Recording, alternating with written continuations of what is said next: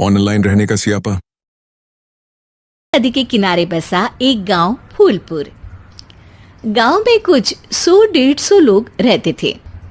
अंजलि, जो कि पास ही के जिले में रहती थी और 12वीं पास कर चुकी थी, उसके पिताजी ने बेटी को जल्दी विदा करने के लिए उसकी शादी फूलपुर गांव के मुकेश से करवा दी थी।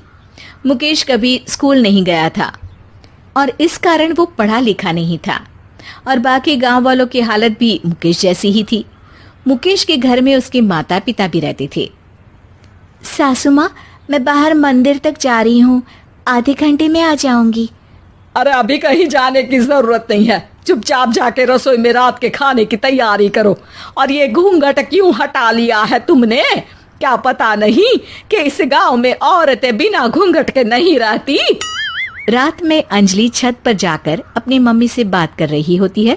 तभी गांव की 3-4 औरतें उसे देख लेती है और दरवाजे पर आकर उसकी सास से शिकायत करने लगती है।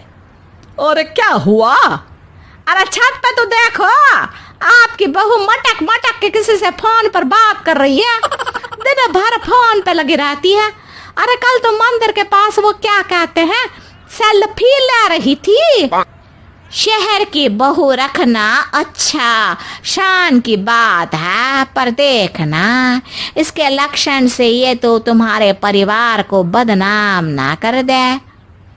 ये पहली बार नहीं था जब सास से गांव के लोगों ने अंजलि की बुराई या शिकायत नहीं की हो। अब तो ये रोज की बात थी। अंजलि ये सब सुन लेती है। जब वो नीचे जाती है तो मुकेश भी वहां आ जाता है। सास कहती है, बेटा, लोग घर आकर शिकायत करने लगे हैं बहू के कामों की। देख लो, पति हो, संयम से रखो इसे। माँ जी, मैं तो अपनी माँ से बात कर रही थी, क्योंकि यहाँ कोई बात करने लायक ही नहीं है और अब मैं माँ के पास ही रहूंगी। वहाँ क्या रहना, वहाँ बाहर के लोग तो ठीक है, पर घर के लोग भी इज्जत ना दे सके। अरे नहीं नहीं अंजलि, ऐसा नहीं है, धीरे धीरे सब ठीक हो जाएगा, तुम फिक्र ना करो। अरे बस कुछ बोलना ही नहीं है, सर पे चढ़ा रखा है बहू को। सास मुकेश की नरम बात सुन के वहां से मुंह चढ़ाकर चली जाती है। मैं तो कहती हूँ हम दोनों शहर चले जाते हैं। मैं पढ़ी लिखी हूँ, मुझे वहाँ नौकरी भी मिल जाएगी और थोड़े दिनों में आप भी वहाँ कुछ काम ढूंढ लेना। अरे नहीं नहीं अंजलि, हम यहाँ ना गांव का खेत, माँ पिताजी को छोड़कर शहर नहीं जा सकते। माँ पिताजी को कैसा लगेगा और गांव वाले क्या सोचेंगे? ये कहकर मुकेश सोने चला जाता है और अंजलि की गांव वालों द्वारा बुराई का सिलसिला बहुत दिनों तक चलता ही रहता है। लेकिन अंजलि गुस्सा ना दिखाते हुए समझदारी से काम लेती है। बारिश का मौसम चालू हो जाता है। जोरदार बारिश से पूरे गांव में हाहाकार मच जाता है। दुर्गा नदी में बाढ़ आ जाती है और बाढ़ का पानी पूरे गांव की फसल तबाह कर देता है। फसल की ये हालत देखकर गांव वाले निराश हो जाते हैं और बात तो यहाँ तक पहुँच जाती है कि कुछ लोग तो अंजलि को इस सब का दोषी ठहरा देते हैं। अरे पूरी फसल तबाह हो गई, पता नहीं किसकी नजर लग गई है। अरे जब से चौधरी परिवार में ये शहर की बहू आई है ना, तब से ही गांव की शांति चली गई है। इसके कर्म कांड से माँ दुर्गा नदी भी खुश नहीं है। ये सब सुनकर बेचारी अंजलि रोते हुए अपने घर चली जाती है। कुछ दिन बाद सभी गांव वाले अपनी फसल का मुआवजा लेकर अपने अपने घर आते हैं। मुकेश भी 1500 लेकर आता है। अंजलि को जब पासबुक दिखाता है तो अंजलि हैरान हो जाती है। अरे, ये पासबुक में तो उन्होंने 4000 की एंट्री करी है और आपको सिर्फ 1500 दिए। सच में? अरे, वो सरकारी अफसर आपको बेवकूफ बना रहे हैं। सरकार की तरफ से हमें 4000 मिले हैं, लेकिन बाकी का सारा पैसा खुद ही खा रहे हैं। आप लोग के अनपढ़ होने का फायदा उठा रहे हैं। ये सब सुनकर मुकेश परेशान हो जाता है, लेकिन अंजलि उसे हिम्मत से काम लेने को कहती है और सुबह होते ही मुकेश को पंचायत कार्यालय ले जाती है और साथ में गांव के और लोगों को भी। आप सरकारी बाबू क्या गांव के लोगों को बेवकूफ समझते हैं? आपको क्या लगता है ये पढ़े लिखे नहीं है तो आप कुछ भी मनमानी करेंगे? ये बेचारे दिन रात इतनी मेहनत करते हैं, ये हमारे अन्नदाता हैं और आप इनके साथ ऐसा धोखा करते हैं। अरे क्या बके जा रही है ये लड़की, किस धोखे की बात कर रही है? अपने कांड करके नदी माँ को नाराज करके हमारा नुकसान करके इसे चैन नहीं मिला क्या? सरपंच जी, इन सरकारी बाबू ने मुझे बेवकूफ बनाया है और मेरे हिस्से के पैसे खुद चट कर गए। बस ये सुनते ही सरपंच वहां से दुम दबाकर भाग जाता है। पता चलता है कि जनपद अधिकारियों ने गांव के सरपंच के साथ मिलकर सबके साथ धोखा किया है। सब लोगों का विरोध शुरू हो जाता है और आखिर में अधिकारी सब गांव वालों के हिस्सों के बचे हुए पैसे उन्हें लौटा देते हैं और कई दिन तक सरपंच गांव में लौटता ही नहीं। अंजलि, तुम नहीं होती तो हम गांव वालों को तो पता ही नहीं चलता कि ये हमें हर बार बेवकूफ बनाते हैं। हाँ हाँ अंजलि बेटी, हमें माफ कर दो। हम सब तुम्हें बुरा भला कहते रहे, लेकिन तुमने ही आज हमें बेवकूफ बनाने से बचाया है। हमें तुम पर गर्व है बेटी। अब समझ आया कि सरपंच तुमसे नहीं, तुम्हारे पढ़े लिखे होने से नफरत करता था। क्यों ना इस बार हम अंजलि को ही सरपंच पद के लिए चुन ले। क्या कहते हो गांव वालों? पढ़ी लिखी सरपंच। बस पूरा गांव अंजलि के लिए ताली बजाता है और अंजलि की सास उसे खुशी से गले लगा लेती है। रुको जरा, वीडियो अभी है। लॉकडाउन से पहले गीता के घर का नजारा कुछ ऐसा था कि रोहन ऑफिस जाता था और शिवन स्कूल। जिनके घर से जाने के बाद गीता काम खत्म करके बाकी समय आराम करती थी। लेकिन लॉकडाउन के बाद ऑफिस और स्कूल घर में ही खुल गए और इससे गीता का हाल वो तो आपको देखने में ही मजा आएगा। शिवेन, ओ शिवेन, महाराज उठने के लिए क्या 21 तोपों की सलामी लेंगे? अरे बिस्तर से बाहर निकल, ऑनलाइन क्लास स्टार्ट होने वाली है। अरे तुम भी हद करती हो, स्पीकर की तरह चिल्लाने की क्या जरूरत है? दिख नहीं रहा मेरी कॉन्फ्रेंस चल रही है। अब कैमरा और स्पीकर ऑन कर रहा हूं, मुझे कोई शोर नहीं चाहिए। इस पर जैसे ही रोहन लैपटॉप का कैमरा और स्पीकर ऑन करता है तभी कुकर की सीटी बजती है। करा लो अब इसे चुप। लॉकडाउन नहीं हुआ, मेरी मौत का फरमान जारी हो गया। दोनों बाप बेटे ने नाक में दम किया हुआ है।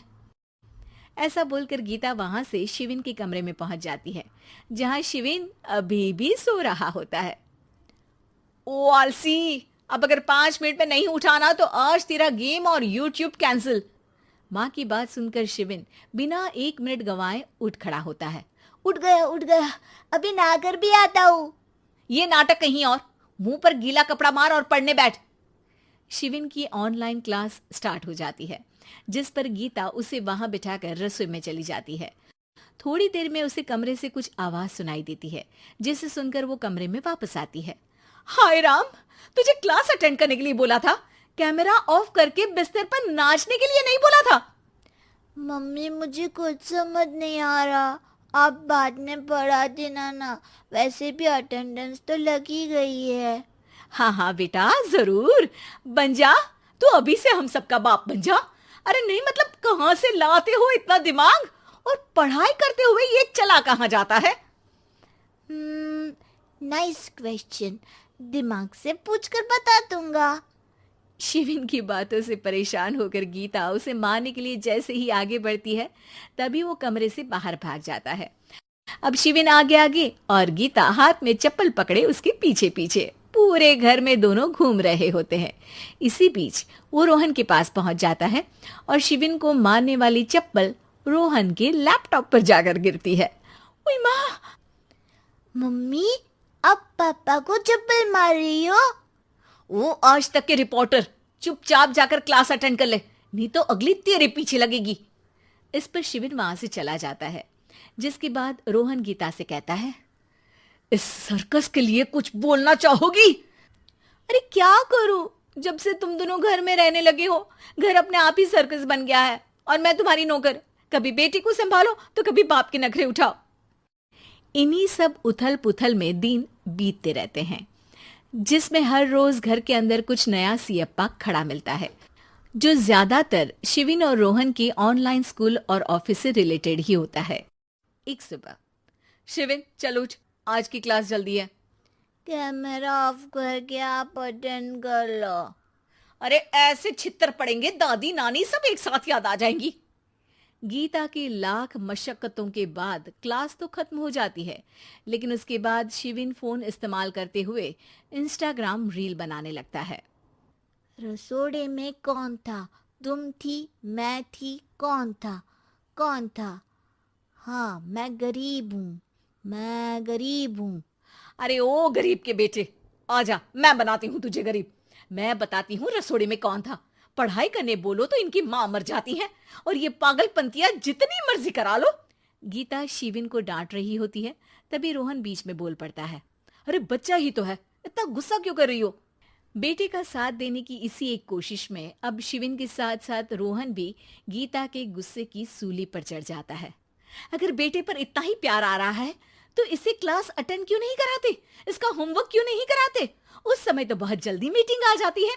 वो काम मैं करूं और यहाँ इस बेफिजुली की चीज में तरफदारी करके बन जाओ महान। हे भगवान, कोई तो इनके ऑफिस और स्कूल खुलवाओ। मैं इन्हें और घर में नहीं सह सकती। अरे कुछ और मांग लेती, क्योंकि तुम्हारी ये विश इस साल तो पूरी होने से रही, कोरोना।